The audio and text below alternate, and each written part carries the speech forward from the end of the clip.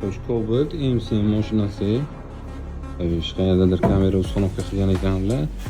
Bizga kelishlarining sababi, ya'ni mashinaning muammosi USB ishlamay qoldi deyaptilar. Kamera uстановка qilgandan keyin endi bilmadim, programma bo'lganmi, nima bo'lgan. Xullas biza mashinani aybini topib, uzatib berdik. Oldi sistema do'konida. O'xshaydi. USB bilan ishlayapti. Bemalol CarPlay ham qo'ysalar bo'ladi, CarPlay ham endi mashinamizga ishlaydi. Qo'shimcha qilib mashinamizga tablolariga suv gradusini chiqarib berdik. Mashinamiz MCM.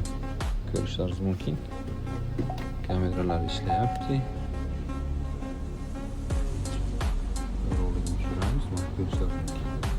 Tablosiga mana suv graduslarini chiqarib berdik MCM. Kimga shunaqa xizmatlar bersa kerak emaslar, chiroyli sifatli qilib beramiz. Tablosiga suv gradus chiqarish tak 100 ming so'mga qilib beramiz. Bu ishlari alohida kelishuv asosida bo'ladi. Kamera ustanovkamiz 400 ming so'm. Hamma narsasi o'zimizdan.